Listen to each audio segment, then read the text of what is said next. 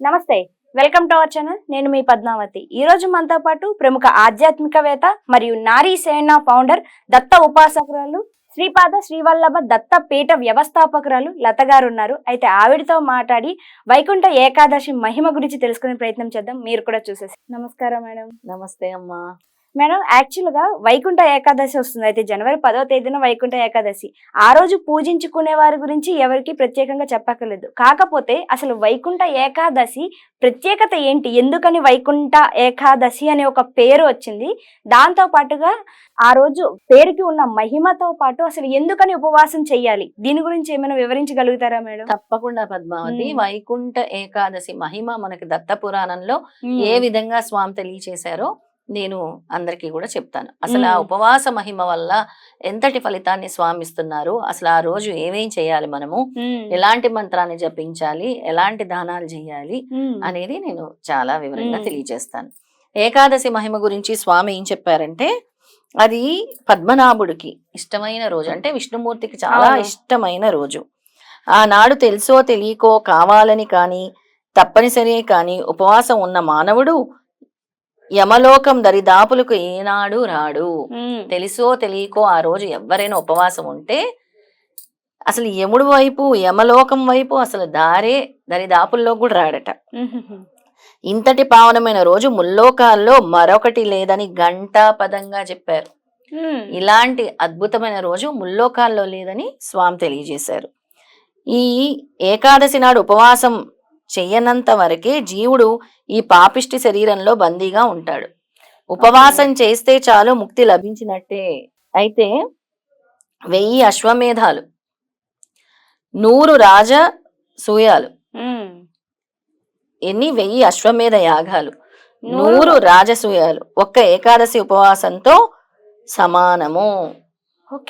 అంత గొప్ప ఉపవాసంలో 16వ వంతుకైనా సాటి రావంటే అతిశయోక్తి కాదు. ఏకాదశి ఇంద్రియాలతో చేసిన పాపాలన్నీ ఏకాదశి ఉపవాసంతో హరించుకుపోతాయి. అంచేత ఈ ఉపవాస వ్రతంతో సాటి వచ్చేది మరొకటి లేదు. అలాగే కావాలని చెయ్యకపోయినా ఏ వాద్యంతో చేసినా ఇది పుణ్యప్రదమే. ఇది స్వర్గదాయిని, మోక్షకారిణి, శరీర ఆరోగ్యప్రదాయిని, అలాగే సుఖలత్రాయిని, జీవత్ప్రదాయిని. ఈ హరివాసరానికి గంగా, గయా, కాశీ, పుష్కర, కురుక్షేత్రాది పుణ్యతీర్థాలేవి సాటి రావు. ఈ ఏకాదశి ఉపవాసంతో ఈ క్షేత్రాలు కూడా సాటి రావు. ఆయా చోట్ల చేసే పుణ్య కార్యాల కన్నా అధిక పుణ్యప్రదం ఈ హరిహర ఉపవాస వ్రతం. పగలంతా ఉపవసించి రాత్రి జాగరణం చేస్తే చాలు అనాయాసంగా వైకుంఠం దక్కుతుంది ఈ వ్రతంతో. అంతేకాదు, ఇది చేసిన వ్యక్తి తల్లి వైపున 10 తరాలు, తండ్రి వైపున 10 తరాలు, తన వాళ్ళు 10 మందిని ఉద్ధరించిన వాడవుతాడు, తరింపచేసిన వాడవుతాడు.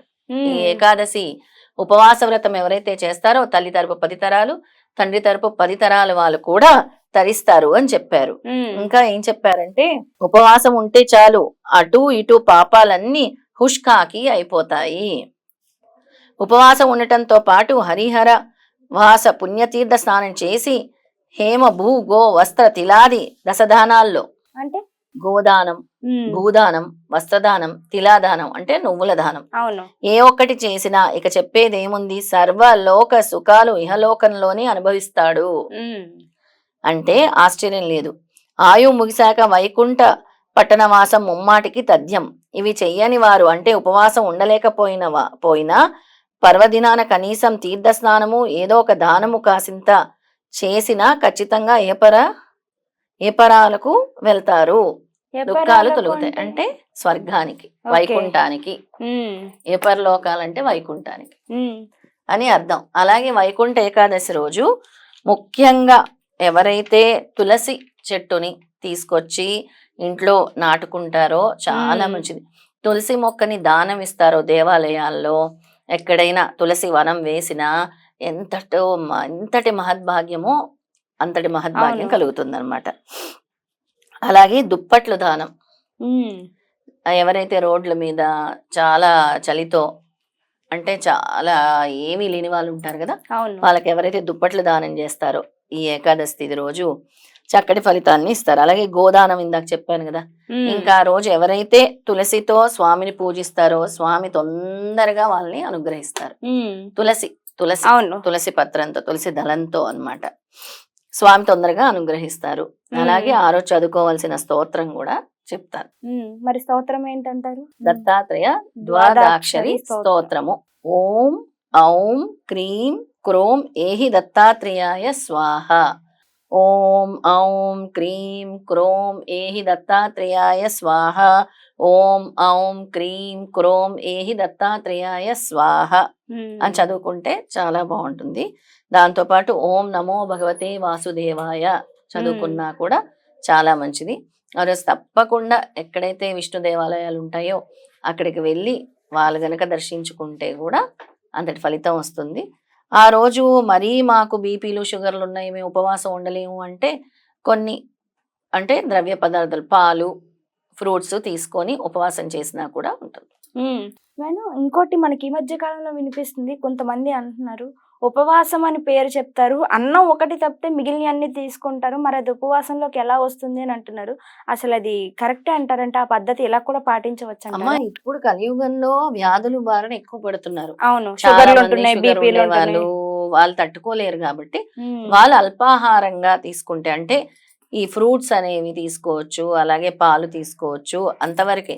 అన్నం అనేది అసలు ఏకాదశి తిథి నాడు ఓకే, తినకూడదు, అన్నం అనేది అస్సలు ముట్టుకోకూడదు అంటారు. ముట్టుకోకూడదు.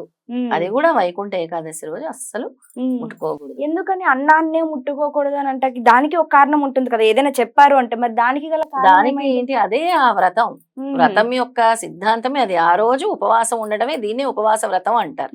దీనివల్ల మహాపాతకాలు దొరుకుతాయి. మరి అన్నం తింటే ఉపవాసం అవ్వదు కదా, అన్నం తింటే కడుపు నిండిపోద్ది, ఉపవాసం ఎలా అవుతుంది, అవ్వదు. కాబట్టి అన్నం తినకూడదు అంట.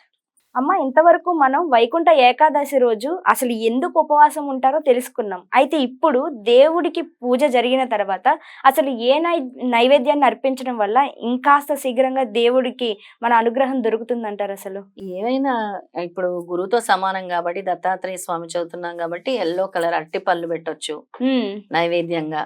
అరటిపళ్ళు పెడితే చాలా మంచిది. ఫ్రూట్స్ విషయంలోకి వస్తే ఎలాంటివైనా పెట్టుకోవచ్చు మనం. అలాగే నేను ఎప్పుడు చెప్తూ ఉంటాను, ఎల్లో కలర్ పుష్పాలు, పసుపు రంగు పుష్పాలతో పూజించాలి. పసుపు రంగు మాత్రమే పూజించమంటారు. అంటే గురువు అనుగ్రహం కలగాలి అని అంటే పసుపు రంగు పుష్పాలతో పూజించాలి. పసుపు తెలుపు రెండింటి ఏదైనా చేసుకోవచ్చు ఈ పూజించవచ్చు. పసుపు ఈ తెలుపు రంగు పూలలో అంటే చాలా రకాల పూలు ఉంటాయి కదా. చామంతి పూలు, చామంతి పూలు ఉంటాయి కదా, తెల్ల చామంతి, అవును, ఎల్లో చామంతి, ఆ పుష్పాలతో కూడా చేయొచ్చు.